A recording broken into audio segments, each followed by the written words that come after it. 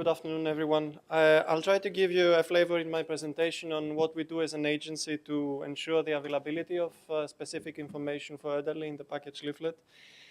Talk about the user testing concept and some initiatives taken at the level of the European Commission. And finally, what also we do with the revision of the labeling and packaging material.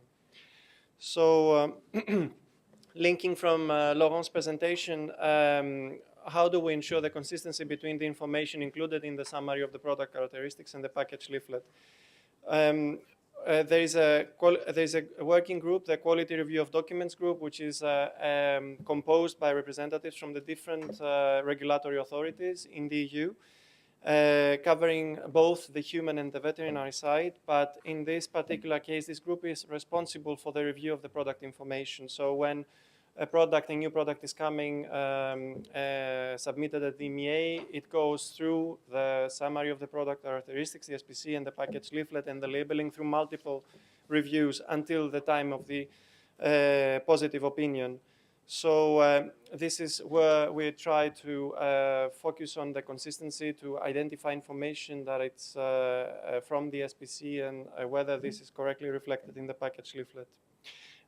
Within this whole process, we also involved representatives from patient organizations with the help of Juan's section. So we have identified specific organizations per therapeutic area. So especially when the indication is relevant to older people, then a relevant organization will be involved, and we provide comments on the package leaflet.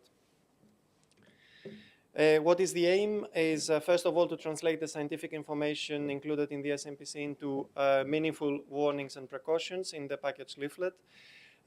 Also to make sure that nothing is missed between the two documents, and this is quite often an argument sometimes that there is a specific information in the SPC which is not included in the leaflet, or on the basis of the argument that it doesn't require any action from the patient, and it's only for the information of the healthcare professional, so it wouldn't be relevant for the patient to know about it. However, this is not the approach that we try to implement based on the principle that even though no immediate action is required by the patient, but they still need to know if certain actions need to be taken in the context of the administration of a specific product. And finally, ensure information on old people is clearly represented and stands out in the package leaflet, because it could be the case that it's hidden or implied within other texts. So we try to make it stand out easily for the reader to locate it and understand it, of course. Basic principles governing the information on older people in the leaflet. So the problem we have and the limitation is that if this specific information is not included in the SMPC, we cannot really reflect it in the package leaflet. However, it's still the case that this can be derived indirectly from other information, and you have an example here, which is what we see quite often, the renal impairment. So in these cases, there is often a warning for older people that, for example, as you see on the slide, before starting your treatment and during treatment, your doctor may check your kidneys are working properly.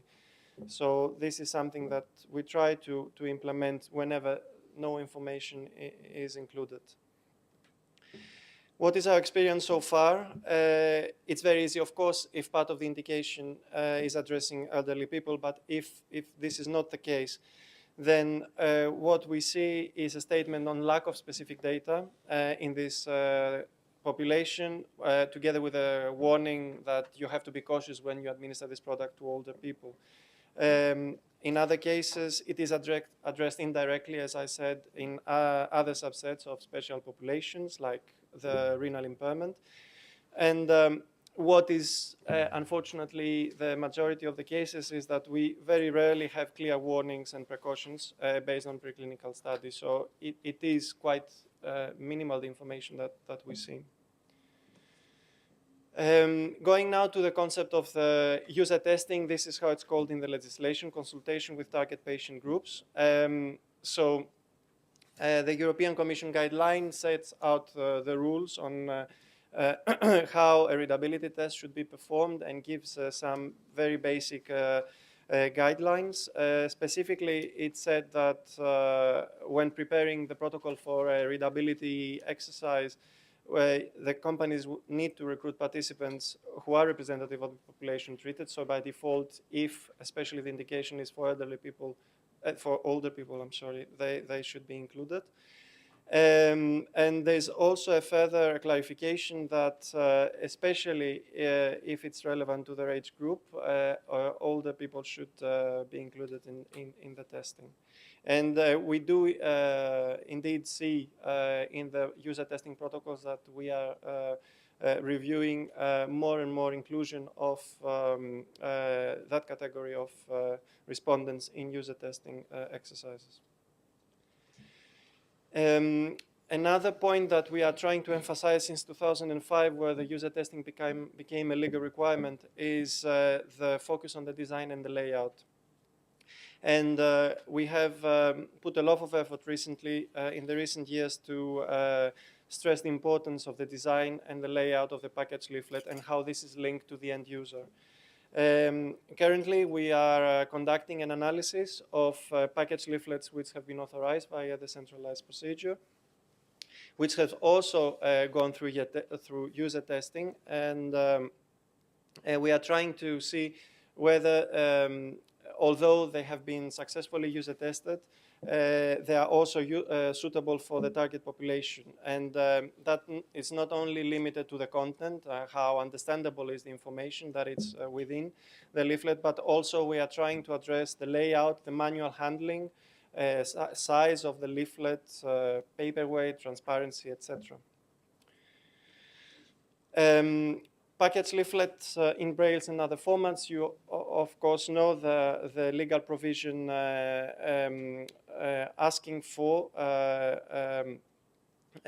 for the pharmaceutical companies to provide leaflets in Braille or in formats appropriate for the blind and partially sighted when this is requested by patients' organizations. What this means in practical terms for us as an agency and also for the national competent authorities is that as the way it is described in the legislation, it's an interaction, it's a direct interaction between the companies and the patients themselves. We as an agency, we can and we do remind of the legal obligation that the companies have to comply with this requirement, but we cannot really enforce it. It's always a direct relation between patients and the company which is requested to provide this document in the appropriate format. This report on shortcomings of packaged leaflets comes from the new pharmacovigilance legislation. So the European Commission will have to provide, present by January 2013 and report on the current shortcomings for the SMPCs and packaged leaflets and how they could be improved in order to better meet the needs of patients and healthcare professionals. What it means is that the Commission has awarded a contract to an external contractor who will perform a study on the experience since the introduction of the legal requirement on user testing, especially for the packaged leaflet, including, of course, the SMPCs. And within the description of the requirements for this analysis is that there should be a particular focus on older persons. So this study, in a certain part of it, will concentrate on how older persons have been handled, addressed within the context of packaged leaflet SMPCs. What is our role as an agency within this exercise? We will provide an input to this report. So from our side, we are conducting a parallel study to analyze the deviations that we found between the packaged leaflets that went through the centralized procedure, were successfully user tested, and the ones that actually ended up in the market. Because what we have found, the study has not finished yet, but the preliminary findings show that it's not, in many cases, the actual leaflet that goes into the market is not the same as the one that we approved. And there are specific examples is the actual size of the leaflet that we have realized how much it affects the readability, as well as the manual handling of it. And what we will do at the end of this study is to provide all our findings to the European Commission to take it into account for the final report. And finally, regarding the labeling and the packaging, within our section, we have set up a team of colleagues who are checking the proposed artwork. So before a product, they have got a positive opinion, and before they go to launch into the markets of the members of the European Union, they will have to provide artwork to us just to be sure that whatever we have approved in terms of product information is accurately reflected in the printed material. And this check is focusing mainly on the legibility of the labels. We are not trying to see if they have if the content of the information is exactly the same as the one that we approve. We consider that this is the legal obligation of the company. Our focus is on establishing the readability of the labels, especially in view of the end user, to check the font size, the type, the prominence of the critical information, the use of the colors. For example, if you have several strengths in different tablets, that they are easily distinguishable and not subject to confusion. And sometimes we also provide feedback on a case-by-case basis on the actual packaging. Quite often we get cases, for example, it was a multiple sclerosis product, if I remember well, which had, because of the toxicity of the tablet, had a very complicated mechanism of opening. It was a child-resistant, so to say, mechanism, but it was so difficult to open even for a person with no mobility problems that we calculated that an average person to open would take almost 30 seconds, and still it would be very difficult. So in that particular case, we had to ask the company to review again the mechanism, to conduct a specific user testing, and actually the packaging was considerably improved.